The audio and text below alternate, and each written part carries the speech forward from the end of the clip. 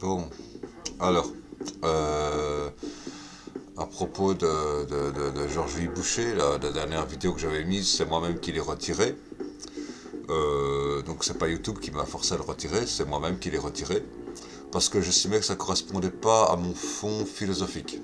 Un fond philosophique basé sur la religion abrahamique, aussi bien dans le judaïsme que dans le christianisme, que dans l'islam, que dans le rastafarisme, pour parler de la dernière en date, dernière religion abrahamique en date, mais également dans d'autres philosophies telles que le taoïsme et le bouddhisme, qui sont liés, assez liés quand même. On dit toujours transformer un mal en un bien. Transformer un mal en un bien. Donc, de fait, Georges Boucher s'attire de la haine, parce qu'il émet du mal. Mais comment transformer ce mal en bien? Est-ce qu'on peut s'entendre avec Georges-Louis Boucher?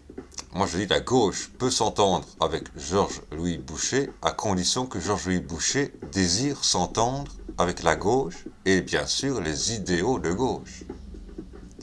Voilà. On sait que le PS actuellement est en train d'opérer une refondation. On va changer de nom bientôt, dans 1 an, 2 ans, ou 1 an ou 2 ans. Il est en train d'opérer une refondation et son premier chantier sur lequel il va s'attarder est le chantier du travail.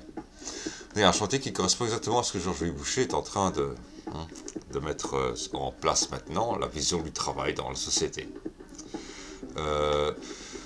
Comment se mettre d'accord avec Georges-Louis Boucher? Par exemple, quand Georges-Louis Boucher dit « Il n'est pas normal que des gens qui ne désirent pas travailler continuent à bénéficier de cotisations qui sont payées par des travailleurs et par des indépendants, malgré que les indépendants n'y aient pas droit au même titre que les travailleurs, ce qui est déjà anormal. Mais enfin, que des gens qui ne veulent pas travailler et touchent finalement de cotisations de gens qui travaillent, il n'est pas normal que ces gens, voilà, touchent des cotisations. Moi je dis, je suis d'accord. Alors dire, tous les chômeurs de plus de 2 ans, on les met au CPAS, bah, je me dis, qu'est-ce que ça change, puisqu'il y avait le chômage dégressif après X années, après 2 ans, justement, qui faisait que le montant du chômage était égal au montant du CPAS. Et donc, finalement, qu'ils dépendent des impôts plutôt que des cotisations, c'est normal. Mais ça demande alors de revoir les impôts à la hausse et les cotisations à la baisse. C'est-à-dire, parce que, somme toute, rappelons-nous quand même, quand on regarde sa feuille d'impôt, il est marqué les cotisations plus les impôts, les deux ensemble. Il n'y a que 4,4% qui sont destinés à l'aide sociale, c'est-à-dire aux allocations sociales. C'est pas grand-chose. Donc ces 4,4%, plutôt que d'être nourris majoritairement par les cotisations, soit nourris majoritairement par les impôts, pour moi, il n'y a aucun problème. Si Georges-Louis Boucher n'est pas d'accord, là déjà il n'est plus d'accord avec...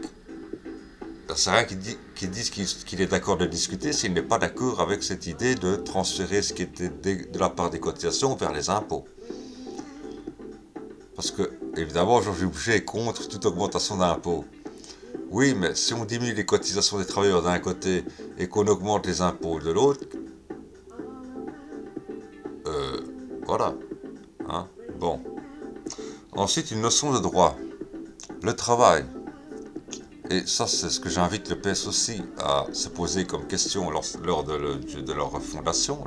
Et ça va avoir lieu maintenant, hein, les prochains mois, le mois de novembre, qui vont se poser la question du travail.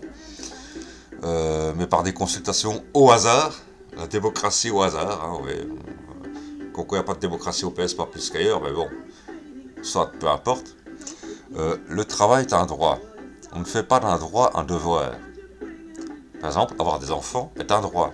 Certains pays, face à la dénatalisation, veulent faire de ce droit d'avoir des enfants un devoir d'avoir des enfants. Ce ne sont pas les régimes les plus sympathiques au monde. Lorsqu'on fait d'un droit un devoir, on devient de fait un régime pas très sympathique. Pour pas dire fasciste, carrément. Le droit au travail est inscrit, le devoir de travailler n'est pas inscrit ni dans la loi belge, ni encore moins dans les droits de l'homme.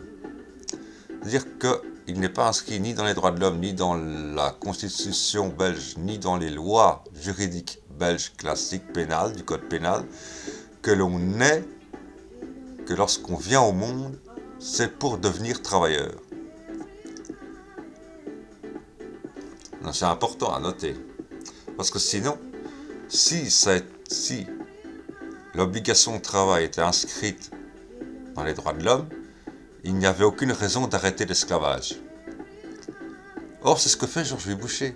Il considère que les paumés qui ne travaillent pas ou qui refusent de travailler sont équivalents à des esclaves qui ont marronné, c'est-à-dire qui se sont enfouis de leur plantation de coton pour rejoindre la forêt et se cacher de leurs maîtres esclavagistes. C'est ce qu'il considère. Et il considère que tout le monde a à se soumettre à l'esclavagisme. Ce qui donne raison inconsciemment. Georges-Louis Boucher donne vraiment raison à la gauche, là du coup. Et même à l'extrême gauche. Et pas seulement à la gauche démocratique, il donne raison carrément à l'extrême gauche marxiste. À savoir que rien ne change entre l'esclavagisme et le salariat. Le salariat n'est qu'une autre forme d'esclavagisme, de faire accepter l'esclavagisme. Bon. Mais, donc comme je dis, voilà. Qu'il y ait des gens qui ne veulent pas travailler, ça peut se comprendre. Il y a des tas de raisons de ne pas vouloir travailler. Ça peut être le vécu du premier travail qui a déçu, le vécu de ne jamais avoir finalement mérité quoi que ce soit à travers son travail, que ce soit travail à l'école ou travail en usine, voilà. Il y a des tas de choses, il y a des tas de vécus qui peuvent dégoûter du travail. Que quelqu'un soit dégoûté du travail, ça peut se comprendre et c'est tout à fait autorisé par la Constitution, par les droits de l'homme eux-mêmes. Si on fait du travail une obligation, si la Belgique fait du travail une obligation, la Belgique aura automatiquement des problèmes à la Cour européenne des droits de l'homme. Parce que dans les droits de l'homme, le travail est un droit, mais pas un devoir. Je le répète. Alors maintenant qu'on dise ceux qui ne veulent pas travailler ne doivent pas dépendre des cotisations sociales des travailleurs, parce que effectivement le chômage n'est qu'une assurance contre le fait qu'on a perdu son travail mais qu'on veuille en retrouver un autre, qu'une assurance temporaire en attendant de retrouver un autre travail, je comprends. Et que si on ne veut pas retrouver d'autre travail, on n'a pas à bénéficier d'une assurance. Là, je le comprends. Et donc, il est normal que ces gens soient renvoyés vers le CPS. C'est normal. C'est normal.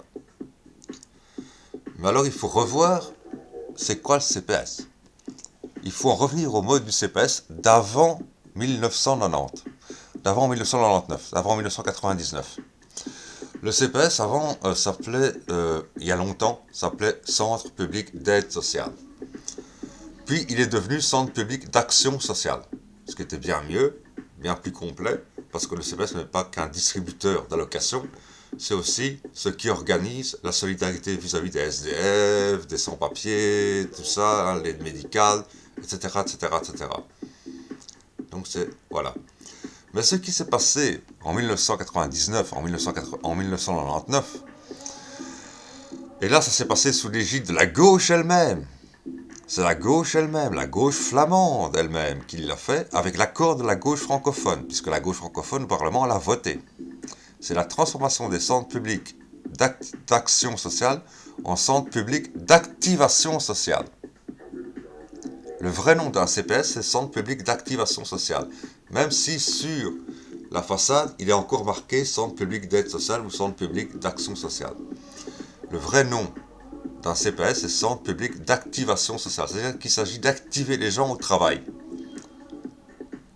Je dis qu'il faut en revenir à la vision du CPS des années 70, c'est-à-dire de leur création, dès le début de leur création, c'est-à-dire un centre public d'aide sociale dans le sens de dernier rempart non pas avant, mais dernier rempart contre toute forme de pauvreté extrême.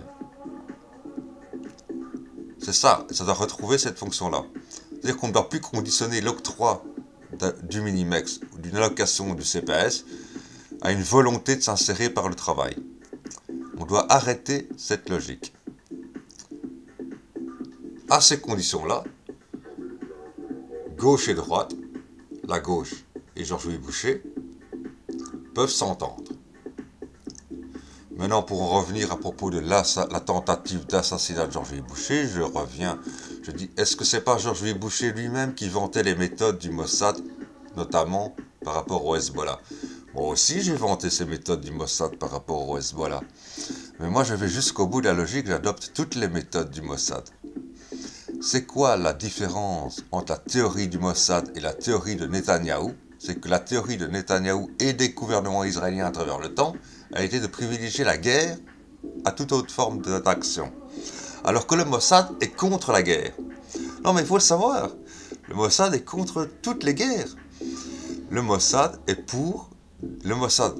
a une logique qui est de dire une guerre, ça engage des civils, des morts de civils, des morts de soldats, des morts d'innocents, beaucoup de dégâts. Et en plus, ça risque de s'étendre. Donc une guerre, c'est très nocif. Et donc le Mossad, qu'est-ce qu'il préconise par rapport aux guerres? Il préconise l'assassinat ciblé. Assassiner les chefs, les têtes pensantes. Eh bien, je dis, appliquons ça à la lutte sociale. Avant, on faisait la lutte sociale comment?